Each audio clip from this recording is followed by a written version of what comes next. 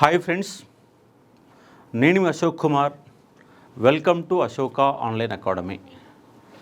ఎండోన్మెంట్లో EO పోస్టులకి మనకు ఆర్థిక శాఖ ఆమోదం పొందింది. నోటిఫికేషన్ ఎప్పుడు వస్తుందో తెలియదు. జూన్ 2 రావచ్చు, ఇంకా ఆలస్యమైనా కావచ్చు. ఎందుకంటే తెలంగాణ రాష్ట్రం ఏర్పడిన తర్వాత మోడీ 10 సంవత్సరాలలో మనం తక్కువ ఉద్యోగాలు వచ్చాయని చెప్పేసి లొల్లి చేసి చివరికి కాంగ్రెస్ని గద్దె మీద కూర్చోబెడితే 2.5 సంవత్సరాలుగా మనకు ఉద్యోగ నోటిఫికేషన్ల కోసం ఎదురుచూపులే మిగిలినాయి. ఆర్థిక శాఖ ఆమోదం పొందగానే మనకు మరో నోటిఫికేషన్ వస్తున్నటువంటి ఒక అవగాహన అయితే వచ్చింది.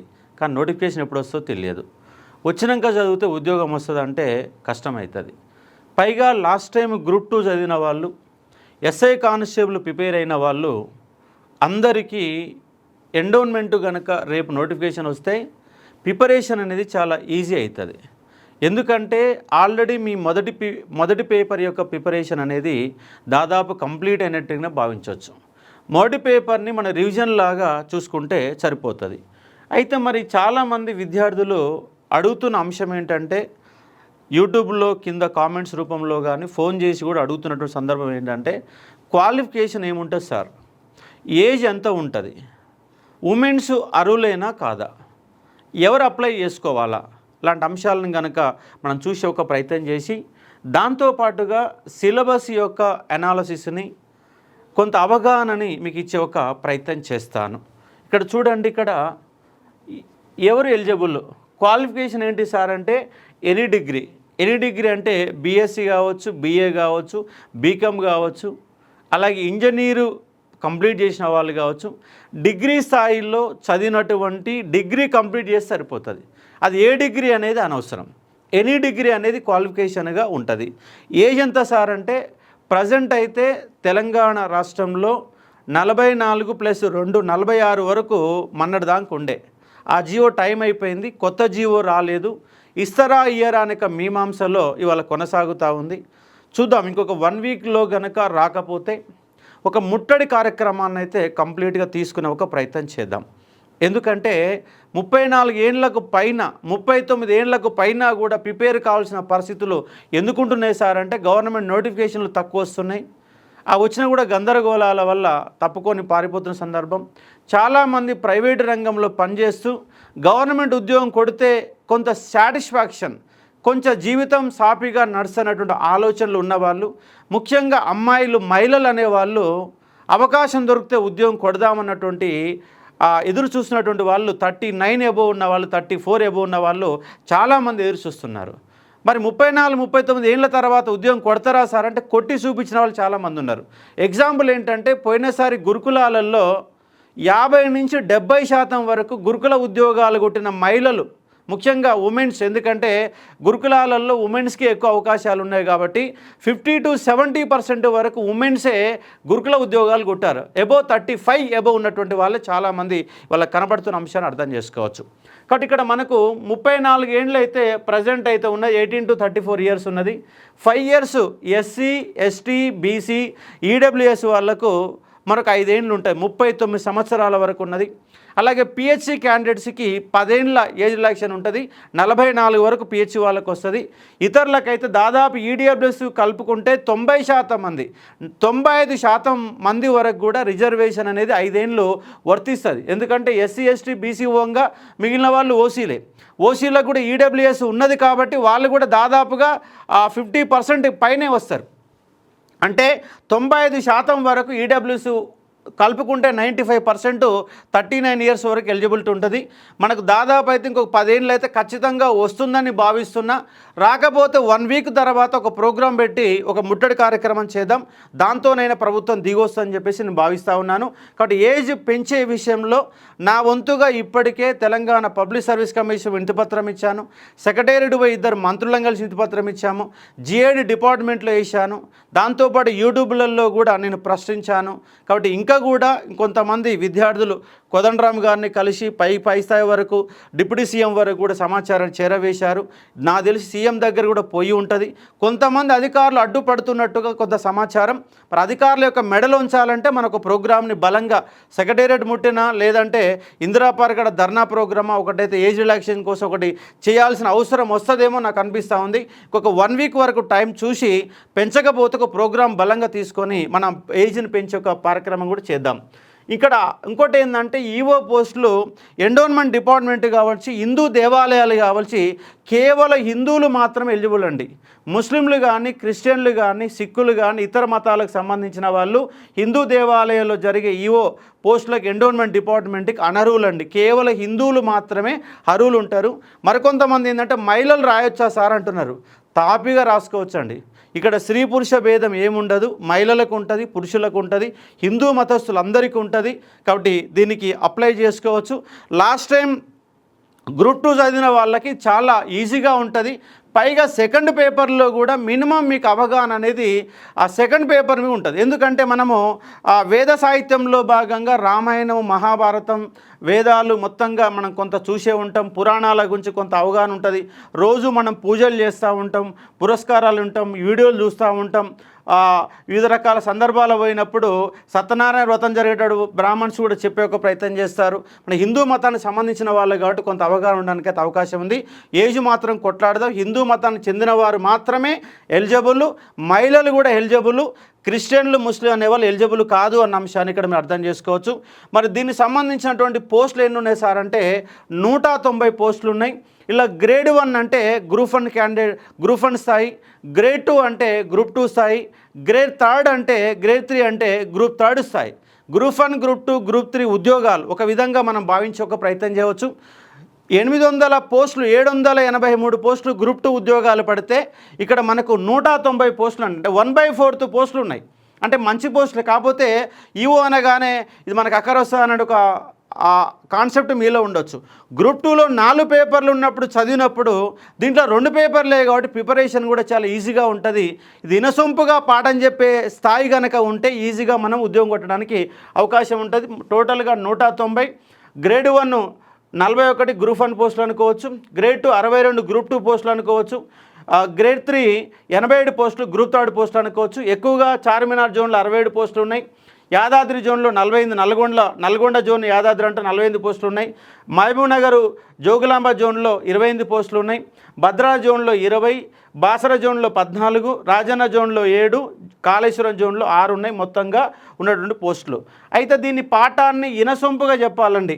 ఆ ఇనసొంపుగా చెప్పేటటువంటి ఒక సార్ ఎవరు సార్ అంటే కృష్ణా కౌండిన్య సారు.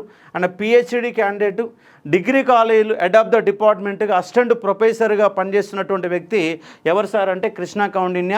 ఆయన వేదాలు కానీ, రామాయణం కానీ, మహాభారతం కానీ, భాగవతం కానీ ఒక స్టోరీ టెల్లింగ్ పద్ధతిలో ఈజీ మెథడ్లో సార్ మీకు పాఠం అనేది చెప్తారు. అలాగే హిస్టారికల్ బ్యాక్గ్రౌండ్లో పాత్రలు, సన్నివేశాలు, సంఘటనల పైన నేను క్లాస్ చెప్తాను. కాబట్టి ఇక్కడ మేము అశోక్ సారుగా 50%, ఎందుకంటే నేను చరిత్ర విద్యార్థిని, సిలబస్ మొత్తం కూడా చరిత్రదే. ఒక 3 చాప్టర్లు తప్ప మిగిలినటువంటి 9 చాప్టర్లు 150 మార్కులలో 120 మార్కుల వరకు మొత్తం చరిత్ర సబ్జెక్టే ఉన్నది. కాబట్టి ఆ చరిత్ర చదివినటువంటి వ్యక్తిని ఇంటర్మీడియట్లో హెచ్ఈసి, డిగ్రీలో బిఏ, ఎంఏ హిస్టరీ, అదేవిధంగా పిహెచ్డి కూడా తెలంగాణ మూమెంట్ పైన చేశాము. కాబట్టి హిస్టరీకి సంబంధించిన వ్యక్తిని కాబట్టి సిలబస్ 50% సిలబస్ నేనే చెప్తాను. నా టీచింగ్ స్టైల్ ఎట్లుంటుందో మీ అందరికీ తెలుసు. ఉద్యమాన్ని ఎంత డెప్త్ చెప్పామో అంతకు మించిన డెప్త్ దీంట్లో మనకు వస్తుంది. కాబట్టి స్టోరీ టెల్లింగ్ పద్ధతిలో ఆ పర్వాలు కానీ, కాండాలు కానీ, పురాణాలు కానీ, ఇవన్నీ కూడా స్కందాలు కానీ సారు టెల్లింగ్ పద్ధతిలో కృష్ణా కౌండిన్య సారు చాలా ఈజీగా అర్థమయ్యేటట్టు ఒక కథలాగా ఒక చెప్పడం జరుగుతుంది. ఎందుకంటే తెలుగు వాళ్ళైతేనే దానికి న్యాయం చేయగలుగుతారు, నేను కూడా చెప్పగలుగుతా. కానీ దాని తెలుగు వాళ్ళైతేనే న్యాయం చేస్తారనే కాన్సెప్ట్తోని మనము తెలుగులో పిహెచ్డి చేసినటువంటి ఆరుద్ర రచనలపైన పిహెచ్డి చేశారు సారు, అసిస్టెంట్ ప్రొఫెసర్. దాదాపు ఒక 30 సంవత్సరాల ఎక్స్పీరియన్స్ టీచింగ్లో ఉన్నటువంటి సార్ కృష్ణ కౌండిన్య సారు టీశాట్లో కూడా ఆయన క్లాసెస్ మనకు కనిపిస్తాయి. ఆ సార్ చెప్తారు. అలాగే దీంట్లో కుటుంబము, దత్తత, వారసత్వం లాంటి అంశాలు సోషియాలజీ సంబంధించిన ఒక్క టాపిక్ ఉంది. ఆ టాపిక్ని మనకు సోషియాలజీ సార్ శంకరెడ్డి సార్ ఆర్సిడ్లో కూడా ఫ్యాకల్టీగా పనిచేస్తారు. అలాగే సుకేష్ సార్ ROR చట్టం, భూ రికార్డులు అంటే దేవాలయ భూములకు సంబంధించినటువంటి కాన్సెప్ట్ ఒక చాప్టర్ ఉన్నది. ROR చట్టం ఉంది, దానికి సంబంధించిన అంశాలు. అలాగే మనకి ఈ విధులు ఉన్నాయి. దాంతోపాటు దేవాలయకు ఆదాయ వనరులు ఉన్నాయి. ఆదాయ వనరులు విధులు అనేవి వీలైతే ఆ సంస్థలో పనిచేసే ఎంప్లాయీస్ చేత చెప్పిస్తాను. ఒకవేళ దొరకకపోతే దాన్ని నేనే చెప్పడం అనేది జరుగుతుంది. కాబట్టి మొత్తంగా 4 ఫ్యాకల్టీలతో 12 చాప్టర్లని సెకండ్ పేపర్ని మనం లైవ్ రూపంలో ఇస్తున్న అంశానికి అర్థం చేసుకోవచ్చు. సెకండ్ పేపర్ని లైవ్ రూపంలో ఇస్తున్నాం. ఫీజు ఎంత సార్ అంటే నిన్న పొల్యూషన్ కంట్రోల్ బోర్డు నోటిఫికేషన్ వచ్చింది. దానికి సంబంధించి 5000 ఫీజు ఉంది. దాంట్లో 2 పేపర్లు ఉన్నాయి. సేమ్ ఇది కూడా మీకు 5000లో పేపర్ 2 లైవ్ క్లాస్ రూపంలో ఇస్తాను. లైవ్ రోజు 2 గంటల నుంచి 3 గంటల మధ్య సండేస్ అవర్స్ ఎక్కువగా ఉంటుంది. మొత్తంగా 4 కలిసి మీకు లైవ్ క్లాస్ రూపంలో సెకండ్ పేపర్ వస్తుంది. ఆల్రెడీ GS సంబంధించిన వీడియోలు అంతా కూడా మన దగ్గర సిద్ధంగా ఉన్నాయి. దాంట్లో కరెంట్ అఫైర్స్ అండ్ ఎకానమీ మాత్రమే చేంజ్ అయితే మిగతా సిలబస్ ఏది కూడా చేంజ్ కాదు. కాబట్టి మనకు రెడీగా కంప్లీట్గా ఇన్డెప్త్గా దాదాపుగా 800 గంటల పైన క్లాసెస్ ఉన్నాయి. ఇంకో ఆఫర్ కూడా మీకు ఏమిస్తున్నా సార్ అంటే ఈ కోర్సులో జాయిన్ అయిన వాళ్ళకు గ్రూప్ 2 క్లాసెస్ మొత్తం కూడా దాంట్లో ఫ్రీగా ఇస్తాను. గ్రూప్ 2 క్లాసెస్ మొత్తం దాంట్లో ఫ్రీగా ఉంటాయి. సెకండ్ పేపర్ మొత్తం లైవ్ చెప్తాము. ఫీజు ఎంత సార్ అంటే 5000. అయితే దాంట్లో కూడా మీకు ఇంకొక బ్రహ్మాండమైన ఆఫర్ ఏంటి సార్ అంటే 2500 10th మే వరకు, మే 10thలోగా జాయిన్ అయితే 2500 ఉంటాయి. ఆల్రెడీ జనరల్ స్టడీస్ పేపర్ మొత్తం కూడా మీకు ఇవ్వడం జరిగింది. ఆ లోపు ఆ క్లాసెస్ వినొచ్చు. సెకండ్ పేపర్ అనేది 11వ తారీఖు నాడు స్టార్ట్ అవుతుంది. కాబట్టి ఈ 10వ తారీఖులోగా మీరు కనుక జాయిన్ అయితే జస్ట్ 2500తోని గ్రూప్ 2 క్లాసులు వస్తాయి, జనరల్ స్టడీస్ క్లాస్ వస్తాయి. దాంతోపాటుగా సెకండ్ పేపర్ రామాయణం, మహాభారతం, భాగవతం, హిందూ పురాణాలు, దేవాలయాలు, ఆగమాలు టోటల్గా 12 చాప్టర్లకు సంబంధించి 100 గంటల పైన క్లాసు.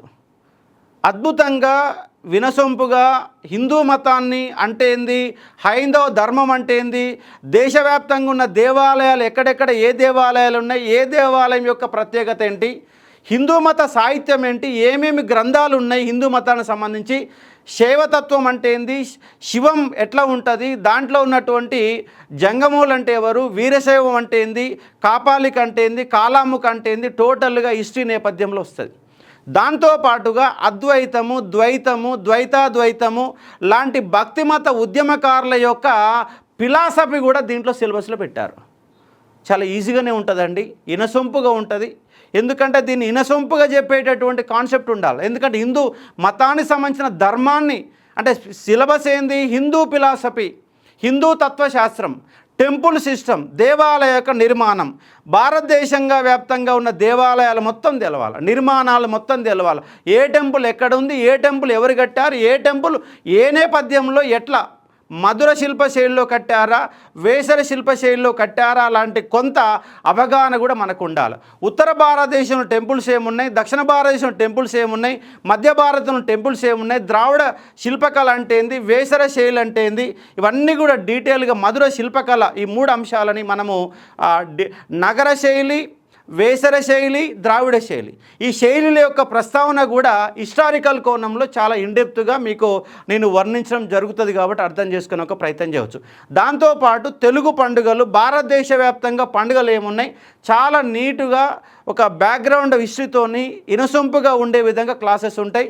అద్భుతంగా చెప్పేటటువంటి ఒక టీచరు, ఒక లెక్చరర్, ఒక అసిస్టెంట్ ప్రొఫెసర్ సార్ అంటే కృష్ణ కౌండిన్య సార్, నేను ఇద్దరం కలిసి దాదాపుగా 70-80% సిలబస్ మీకు చెప్తాం. కాబట్టి మీ దీని గురించి ఎలాంటి డౌట్ పడాల్సిన అవసరం లేదు. బాగా చెప్పారని మీ చేతనే కామెంట్లు కూడా నేను పెట్టించుకున్నట్టు చేస్తాను. కాబట్టి మీకు ఏజ్ పెంపు కోసం నా వంతుగా ప్రయత్నం చేస్తాను. ఫీజు కూడా రీజనబుల్లో ఉంది. ఎందుకంటే ఒక LKG వాడికి, ఒక UKG వాడి ఫీజు 50,000 రూపాయలు ఉందండి, 50,000. వాళ్ళు ఏం చెప్తారు సార్ అంటే 10 గంటలకు 9:50కి క్లాస్ స్టార్ట్ చేస్తే 2 గంటల వరకు క్లాస్ ఉంటుందండి. 4 గంటల క్లాసు చెప్పేటంటే వాళ్ళకి ఫీజు 50,000 లక్ష రూపాయలు ఉన్నప్పుడు మనం ఇక్కడ ఆన్లైన్లో క్లాస్ చెప్తూ, నెట్ వాడుతూ, కరెంటు వాడుతూ, కెమెరా వాడుతూ, ఎడిటింగ్ చేసి ఇవి మీకు లైవ్ రూపంలో ఇవ్వాలా. ఇన్ని రకాల కష్టాలు పడి ఎంత తక్కువ ఫీజు సార్ అంటే కేవలం మీకు గ్రూప్ స్థాయిలో ఎస్ఐ కానిస్టేబుల్ స్థాయిలో మాత్రం ఫీజులు తక్కువ ఉంటాయి సార్. సివిల్స్కి పోతే ఎంత సార్ అంటే కనీసం 2 లక్షల రూపాయలు ఫీజు కట్టాలా. ఎల్కేజీ యూకేజీ పోతే స్కూల్ సిస్టానికి పోతే 50,000 లక్ష రూపాయలు తక్కువ లేదు. వాళ్ళు నారాయణ చైతన్య పోతే 2.5 లక్షలు 3 లక్షలు 4 లక్షల రూపాయలు ఫీజులు తీసుకుంటున్నారు. కానీ చాలామంది నేను ఒక పోలీస్ ఆఫీసర్తో మాట్లాడిన, మీరు ఫీజులతో విద్యార్థులను సంపాదించుకుంటారు అంటే మన నారాయణ చైతన్య సంపాదించేటట్లు మొత్తం అన్ని ఇష్యూలు కలిపినా 5% ఉండదు సార్, మరి దాని గురించి ఎందుకు మాట్లాడమంటే ఆయన దగ్గర సమాధానం లేదు. ఎందుకంటే ఒట్టిగా మాట్లాడడం అనేది ఇస్తుంది. వాళ్ళ 2 సంవత్సరాలుగా నోటిఫికేషన్లు చాలా ఇన్స్టిట్యూట్లు మూతపడ్డ సందర్భం, రెంట్లు కట్టలేని ఒక సందర్భంలో ఉన్న సందర్భాలు మనకు కనబడతాయి. కాబట్టి ఫీజు అనేది చాలా రీజనబుల్ ఫీజు. 2,500 10th లోపు జాయిన్ అయ్యండి, ఆ తర్వాత జాయిన్ అయితే 5,000 రూపీస్ ఉంటుంది. క్లారిటీగా సిలబస్ విషయంలో ఎక్కడ కూడా ఒక్క అడుగు కూడా వెనకేయకుండా మీరు ఊహించిన దానికంటే అద్భుతంగా క్లాసెస్ అనేవి మీకు ఇవ్వడం జరుగుతుంది. ఆల్రెడీ తెలంగాణ మూమెంట్ 100 గంటల పైన నేను నిలబడి క్లాస్ చెప్పాను. ఒక్కొక్క కాన్సెప్ట్ ఒక పెద్ద మనిషి ఒప్పందం మీద 4 గంటల క్లాసు, ఒక 6 పాయింట్ ఫార్ములా మీద ఒక 4 గంటల క్లాసు, ఆపరేషన్ పోల మీద ఒక 4 గంటల క్లాసు, ఎంత ఇన్డెప్త్గా ఇచ్చా మీకు తెలుసు. కాబట్టి దీనికి సంబంధించి ఆల్రెడీ హిస్టరీలో మనకి సిలబస్ ఏముంటుంది సార్ అంటే కంప్లీట్ హిస్టరీలో ఉండే సిలబస్ కనుక మీరు చూస్తే ఇక్కడ వేద సాహిత్యం ఉంది, కంప్లీట్ ఇది హిస్టరీ టాపిక్ సార్. అట్లాగే మనకు దాంతోపాటుగా ఇక్కడ భక్తిమత ఉద్యమంలో భాగంగా హిందూ మతం తత్వాలు సాంప్రదాయాలు అనే కాన్సెప్ట్ ఉంటుంది, ఇది కూడా కంప్లీట్ హిస్టరీలో ఉంటుంది. అలాగే రామాయణం మహాభారతం భాగవతం పురాణాల గురించి కొంత బేసిక్ కాన్సెప్ట్ ఉంటుంది. కానీ ఇక్కడ చాలా ఇన్డెప్త్గా చెప్పాలి. అంటే ఏముంటుంది సార్ దీంట్లో కనుక మీరు చూసే ఒక ప్రయత్నం చేసినప్పుడు ఏం లేదండి, మొత్తంగా ఇన్డెప్త్గా చూసేవి ఏంటి సార్ అంటే 18 పర్వాలు, ఒక్కొక్క పర్వం గురించి నీట్గా చెప్పాలి. 18 పర్వాలు, 7 కాండాలు, 7 కాండాలు, దాంతోపాటుగా 12 స్కందాలు, 12 స్కందాలు, 18 పురాణాలు, 18 పురాణాలు, ఇవి మొత్తంగా వివరించాలి. ఎన్ని ఉన్నాయి సార్? 18 7 25, 25 12 37, 37 18 55 ఉంటాయి. 55 మీద కనీసం 30 గంటల క్లాస్ చెప్పాలి. ఈ 55 అంశాల మీద 30 గంటల క్లాస్ చెప్తేనే వివరణాత్మకంగా ఉంటుంది. మనం జస్ట్ ఏంటంటే ఒక పదం మాత్రమే తెలుసు, కాండాలంటే 7 అని మాత్రమే తెలుసు. ఆ 7 ఏంటంటే మనం బాలాకాండ సుందరాకాండ సింపుల్ చెప్తాం. పర్వాలంటే ఆది పర్వం, సభాపర్వం, విరాట పర్వం అట్లని చెప్పేసి సింపుల్గా చెప్తాం.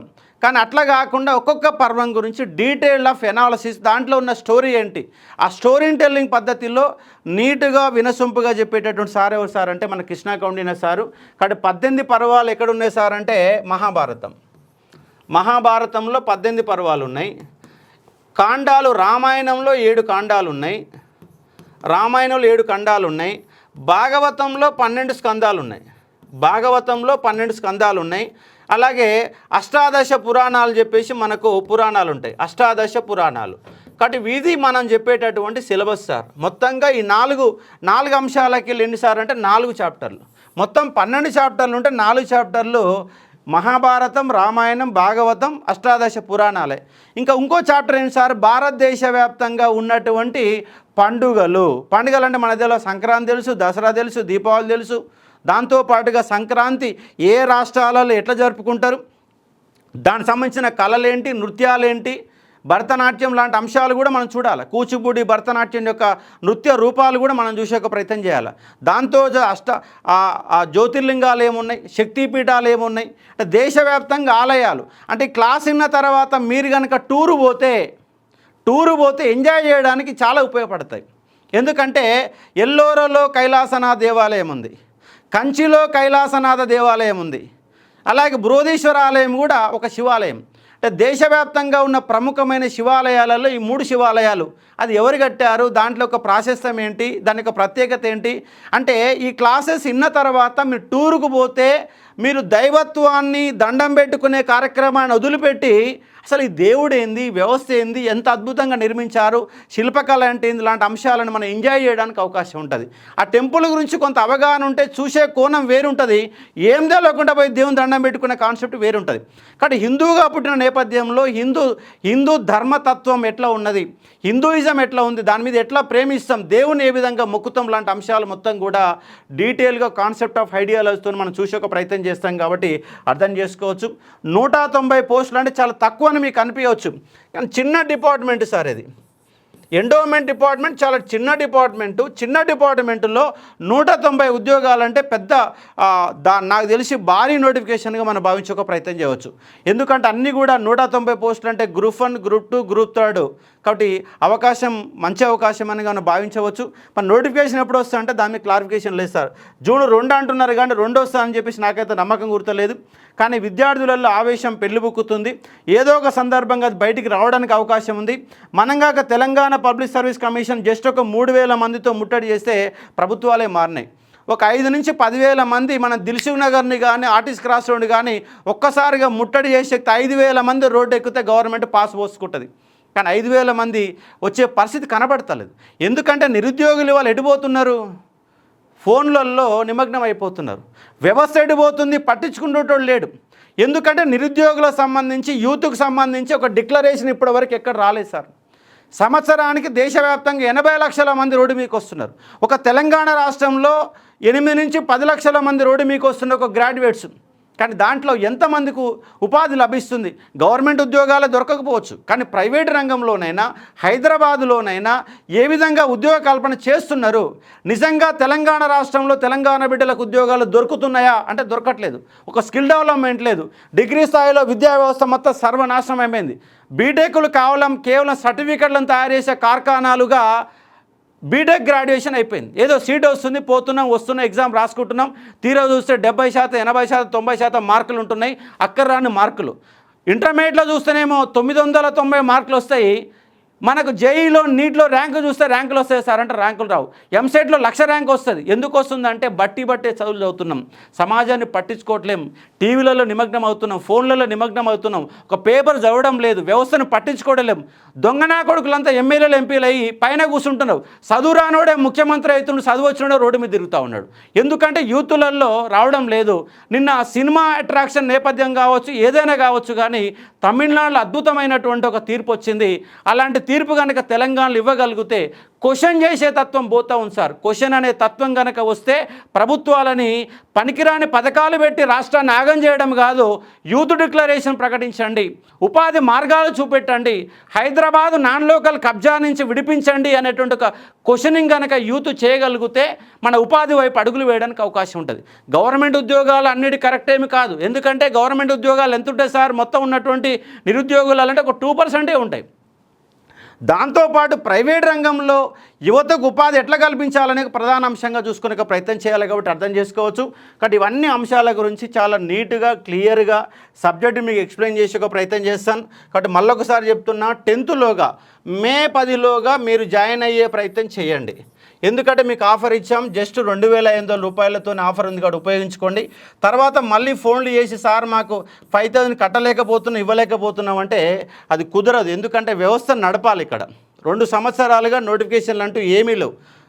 మొత్తంగా జీతాలు కూడా అప్పులు చేసి జీతాలు ఇవ్వాల్సిన పరిస్థితి, రెంట్లు కడితే అప్పులు చేసి రెంట్లు కట్టాల్సిన ఒక పరిస్థితిలో వ్యవస్థలు నడుస్తున్నాయి. కాబట్టి దాన్ని అర్థం చేసుకొని మీరు ఆ లోపు కనుక జాయిన్ అయితే మీకు బెటర్గా ఉంటుంది. లేదంటే మీకు తర్వాత 5,000 అనేది ఆ 11th నాడు మనకు 5,000 ఫీజు ఉంటుంది. కాబట్టి ఆ లోపుగా క్లాసెస్ కూడా ఉన్నాయి. ఎందుకంటే టోటల్గా మీకు దాంట్లో జిఎస్ క్లాసులు పెడతాము, దాంతోపాటు గ్రూప్ 2 క్లాసెస్ కూడా మీకు ఫ్రీగా ఇవ్వడం జరుగుతుంది. కాబట్టి అది కూడా మీ ప్రిపరేషన్లో భాగంగా నడుస్తుంది. కాబట్టి సెకండ్ పేపర్ మాత్రం మనకు 11th నుంచి స్టార్ట్ అవుతుంది. ఈ అవకాశాన్ని ఉపయోగించుకునే ఒక ప్రయత్నం చేయవచ్చు. మొత్తంగా ఉన్న సిలబస్ మాత్రము ఇదే మనకు ఉంటుంది. కాబట్టి అర్థం చేసుకోవచ్చు. చూడండి, ఒకసారి కనుక మనం ఒక బ్రీఫ్ ఆఫ్ కాన్సెప్ట్ ఆఫ్ ఏముండే సార్ అంటే ఆది పర్వం, సభాపర్వం, అరణ్య పర్వం, ఈ 3 పర్వాలని, ఈ 3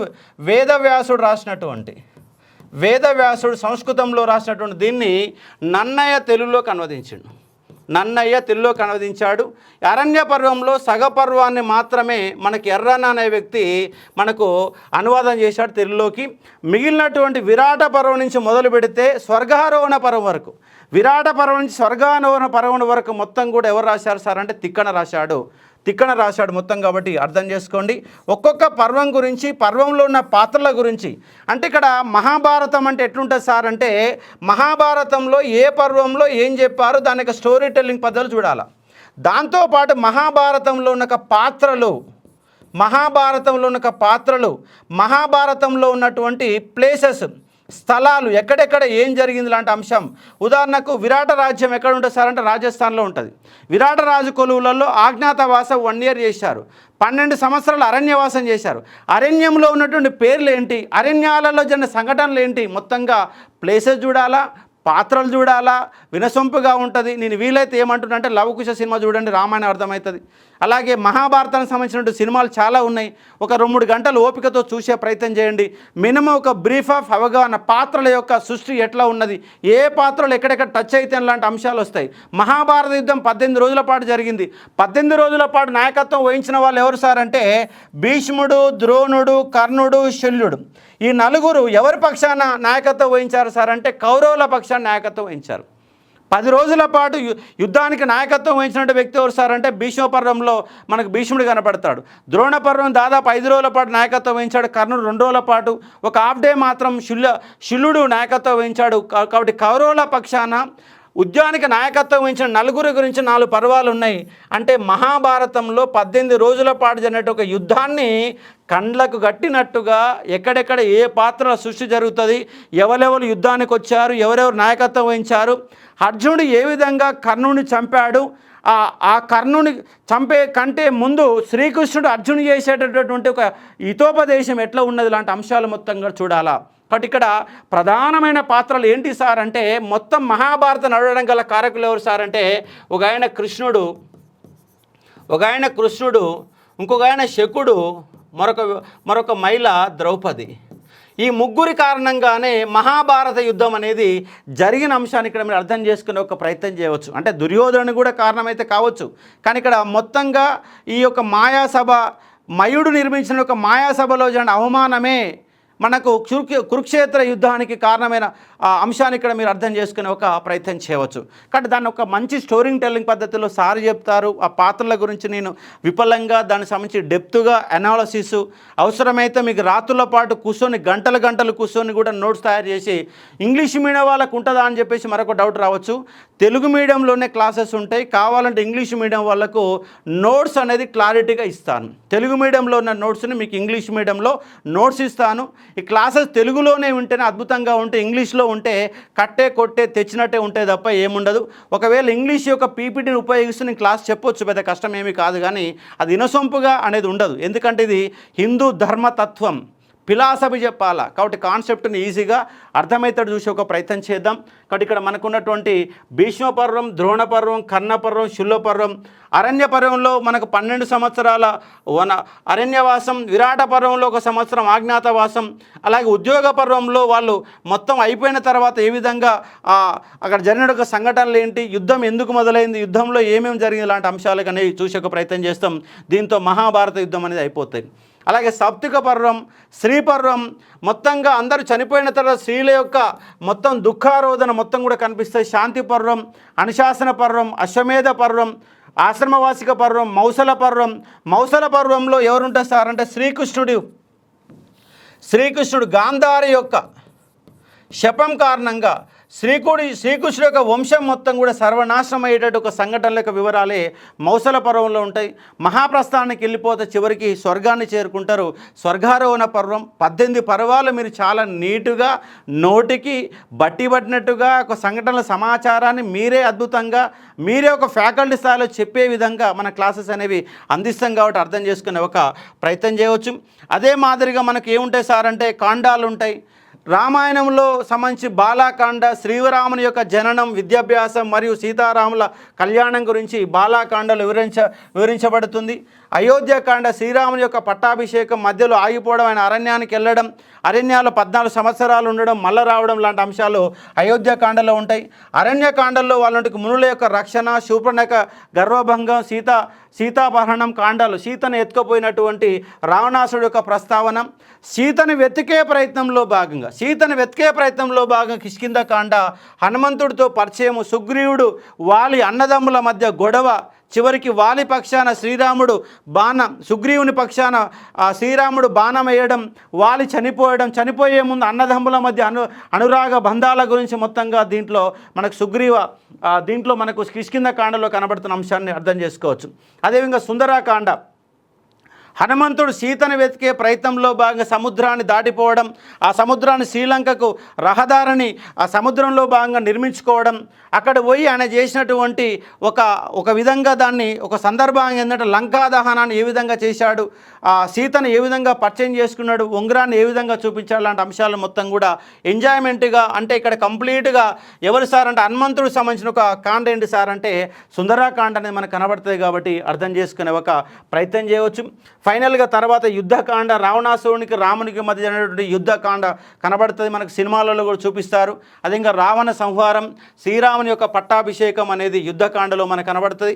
ఫైనల్గా ఉత్తరాకాండలో పట్టాభిషేకం తర్వాత విశేషాలు, లవకుశుల యొక్క జననం, అదేవిధంగా అశ్వమేధ యాగం శ్రీరాముడు చేసినప్పుడు లవకుశులు అనే వాళ్ళు అడ్డుకోవడం, చివరికి ఇద్దరి మధ్య మాటల యుద్ధం జరగడం, బాణాల యుద్ధం జరగడం, చివరికి సీత ప్రత్యక్షం కావడం, ఆ సీత యుద్ధాన్ని నివారించడం, సీత మళ్ళీ భూమిలోకి వెళ్ళిపోవడం లాంటి కాన్సెప్ట్తోని మనకు మొత్తం రామాయణమే కనబడుతుంది. వీలైతే లవకుశ సినిమాని 3 గంటల పాటు ఓపికతోని చూసే ఒక ప్రయత్నం చేయండి, మినిమం అవగాహన వస్తుంది కాబట్టి అర్థం చేసుకోవచ్చు.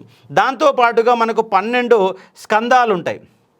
శ్రీమద్ భాగవతంలో మొత్తం 12 స్కందాలు ఉంటాయి. ప్రథమ స్కందము, ద్వితీయ స్కందము, తృతీయ స్కందము, స్కందాల పేర్లు ఇక్కడ ఏం రావట్లేదు, కానీ ఏ స్కందంలో ఏముందనేది చాలా నీటుగా ప్రథమ స్కందం, ద్వితీయ స్కందం, తృతీయ స్కందం, కాబట్టి మనకు మొత్తంగా దాంట్లోని అలాగే చతుర్థ స్కందము, పంచమ స్కందము, అదేవిధంగా షష్ఠ స్కందము, సప్తమ స్కందము, అష్టమ స్కందము, నవమ స్కందము, ఇట్లా మొత్తంగా స్కందాలని మనకు కనబడతాయి కాబట్టి అర్థం చేసుకునే ప్రయత్నం చేయవచ్చు. అలాగే పురాణాలు 18 పురాణాలు ఉంటాయి. ఈ 18 పురాణాలు బ్రహ్మ పురాణాలు ఏమున్నాయి, శివ పురాణాలు ఏమున్నాయి, బ్రహ్మ పేరు మీద ఏమి పురాణాలు ఉన్నాయి, శివ పేరు మీద ఏ పురాణాలు, మిగతా పురాణాలు ఏమున్నాయి, 18 పర్వాలు పురాణాలు, ఆ పురాణాలు మొత్తం చూస్తాం. బ్రహ్మ పురాణం, దీని ఆది పురాణం కూడా వింటారు. ఇందులో సృష్టి క్రమం, సూర్యవంశం, చంద్రవంశాల చరిత్ర మరియు గోదావరి నది యొక్క ప్రాముఖ్యత వివరించబడ్డాయి. పద్మపురాణం, ఇందులో సృష్టిఖండం, భూమిఖండం, స్వర్గఖండం వంటి విభాగాలు ఉన్నాయి. శ్రీరాముని చరిత్ర మరియు పుష్కర క్షేత్రం గురించి ఇందులో పేర్కొన్నారు. అలాగే విష్ణు పురాణం, వాయు పురాణం, శ్రీ భాగవత పురాణం, నారద పురాణం, మార్కండేయ పురాణం, అగ్ని పురాణం, భవిష్య పురాణం, బ్రహ్మైవర్త పురాణం, లింగ పురాణం, భవిష్య పురాణం, లింగ పురాణం, అదేవిధంగా వరహ పురాణం, స్కంద పురాణం, వామన పురాణం, మత్స్య పురాణం, కూర్మ పురాణం, గరుడ పురాణం, అలాగే బ్రహ్మాండ పురాణం. ఈ పురాణాలు కూడా ఒక్కొక్క పురాణం గురించి డీటెయిల్ ఆఫ్ ఎనాలిసిస్ ఇస్తాం. 18 పురాణాలు మీరు నిడుగు చెప్తారు, 12 స్కందాల్లో ఏముందో చెప్తారు, 18 పర్వాల్లో ఏముందో చెప్తారు, ఖండాలలో ఏముందో చెప్తారు, దేశవ్యాప్తంగా గుళ్ళు గోపురాలు ఏంటంటే పేర్లతో సహా చెప్తారు, నిర్మించిన వాళ్ళు ఎవరు చెప్తారు, తనకు నిర్మాణం యొక్క శైలి ఏంటో చెప్తారు. దాంతోపాటుగా దేశవ్యాప్తంగా పండుగల గురించి చాలా ఈజీ సబ్జెక్టు, ఇనసొంపైన సబ్జెక్టు, నేర్చుకునే సబ్జెక్టు, ఒక హిందువుగా అర్థం చేసుకోవడానికి ఉపయోగపడే సబ్జెక్టు కాబట్టి నేర్చుకునే ఒక ప్రయత్నం చేయండి. మంచి పోస్టులు, గ్రూప్ 2 స్థాయి, గ్రూప్ 1 స్థాయి, గ్రూప్ 3 స్థాయి పోస్టులు కాబట్టి లాస్ట్ టైం ప్రిపేర్ అయిన వాళ్ళు గ్రూప్ 2 ప్రిపేర్ అవుతూ అదనంగా ఈ హిందూ యొక్క ఫిలాసఫీని కనుక నేర్చుకుంటే ఇది కూడా అదనంగా మనకు అవకాశం ఉన్నటువంటి ఒక నోటిఫికేషన్గా మీరు అర్థం చేసుకునే ఒక ప్రయత్నం చేయవచ్చు. దీనికి సంబంధించినటువంటి ఫీజు కూడా మనం తక్కువనే పెట్టాము. 10th లోపు జాయిన్ యొక్క ప్రయత్నం చేయండి. తర్వాత కనుక ఆ లోపు క్లాసెస్ కూడా మనకు already recorded classes, group 2 classes మొత్తం ఉన్నాయి. 190 పోస్టుల అంశాన్ని చూసుకునే ఒక ప్రయత్నం చేయవచ్చు. సిలబస్ కనుక జనరల్ స్టడీస్ కనుక వస్తే ఆల్రెడీ జనరల్ స్టడీస్ అంటే ఏముంటుంది, కరెంట్ అఫైర్స్ సంబంధించి జాతీయ అంశాలు, అంతర్జాతీయ అంశాలు, స్థానిక అంశాలు, అలాగే అంతర్జాతీయ సంబంధాల నేపథ్యంలో కరెంట్ అఫైర్స్ అనేది ఉంటుంది. అలాగే సైన్స్ అండ్ టెక్నాలజీ అంటే మొదటి పార్ట్కి వెళ్ళి మనకు దాదాపుగా 25 మార్కులు, సైన్స్కి వెళ్ళి 25 మార్కులు, మెంటల్ ఎబిలిటీకి వెళ్ళి 25 మార్కులు, ఇంగ్లీష్కి వెళ్ళి 25 మార్కులు, జాగ్రఫీకి వెళ్ళి 20 నుంచి 25, అంటే ఇలా అన్ని 20 నుంచి 25 మార్కులు వస్తాయి. కాబట్టి హిస్టరీలో భాగంగా మనకు ఇక్కడ తక్కువ ప్రాధాన్యత ఉండవచ్చు, ఎందుకంటే హిస్టరీ ఇక్కడ అడుగుతున్నారు కాబట్టి. దీంట్లో తెలంగాణ హిస్టరీ ఉంటుంది, ఇండియన్ హిస్టరీ ఉంటుంది, తెలంగాణ మూమెంట్ ఉంటుంది, 3 హిస్టరీలు కలిపి ఉంటాయి. అలాగే ఇండియా తెలంగాణ ఎకానమీ, దాంతోపాటు తెలంగాణ ప్రభుత్వ పథకాలు కూడా దాంట్లో ఉంటాయి. Social exclusion and disaster management ఎన్విరాన్మెంట్కి సంబంధించినటువంటి 11 అంశాలతో జిఎస్ ఉంటుంది. ఆ జిఎస్ సంబంధించిన ఒక వీడియోలు దాదాపు 800 గంటల క్లాసెస్ మన దగ్గర అందుబాటులో ఉన్నాయి. గ్రూప్ 2కి సంబంధించిన 1400 గంటల క్లాసెస్ కూడా మీకు ఈ ఫీజులో ఇవ్వడం జరుగుతుంది. కాబట్టి రెండింటిని కూడా మీరు ఉపయోగించుకునే ఒక ప్రయత్నం చేయాలి. 1400 గంటల క్లాస్తో మీ గ్రూప్ 2 ప్రిపరేషన్ అయిపోద్ది. ద సేమ్ టైము ఇది కూడా మీకు ఒక 120 గంటల క్లాస్ దీంట్లో వస్తుంది. కాబట్టి మనకు ఫ్యాకల్టీ కూడా బృందం కూడా చాలా నీట్గా పర్ఫెక్ట్గా ఉన్నది. కాబట్టి ఉపయోగించుకునే ప్రయత్నం చేయవచ్చు. నినసొంపుగా చెప్పే వాళ్ళు కావాలా, చరిత్ర తెలిసిన వాళ్ళు కావాలి. చరిత్ర సంబంధం లేని వాళ్ళు కనుక టీచ్ చేస్తే దాన్ని అర్థం చేసుకోవడం కష్టమైంది. కాబట్టి ఆలోచించి ఫీజు గురించి చూసి కరెక్ట్గా ఆలోచన తీసుకొని నిర్ణయం తీసుకునే ఒక ప్రయత్నం చేయవచ్చు. కాబట్టి మళ్ళీసారి చెప్తున్నా, మహిళలు కూడా అర్హులేనండి. హిందూ మతానికి సంబంధించిన వాళ్ళు అర్హులండి. ఏజ్ 18 నుంచి 34 ఉంటుంది, పెంచితే 44 అవుతుంది, ప్లస్ 5 కలిపితే 49 ఏళ్ళు అవుతుంది. కాబట్టి ఉన్నటువంటి క్వాలిఫికేషన్, ఏజ్ లిమిట్, ప్రిపరేషన్ యొక్క పాలసీ గురించి ఈ వీడియోలో చెప్పాం. రేపడు కొన్ని అంశాల గురించి, వేదాల గురించి కొన్ని బిట్స్ కూడా మీకు రేపు ఎల్లుండి 10 లోపు కొన్ని మీకు మోడల్ సంబంధించిన సబ్జెక్ట్ ఎట్లా ఉంటుందని చెప్పి వివరించే ఒక ప్రయత్నం చేస్తాం. 11th నుంచి మాత్రం మనకు online live classes morning 9 to 11 ఉండడానికి అవకాశం ఉంది. ఆల్రెడీ మన దగ్గర pollution control board 4 to 7 evening class నడుస్తుంది. కాబట్టి ఇది మార్నింగ్ సెక్షన్లోనే క్లాసెస్ ఉంటాయి.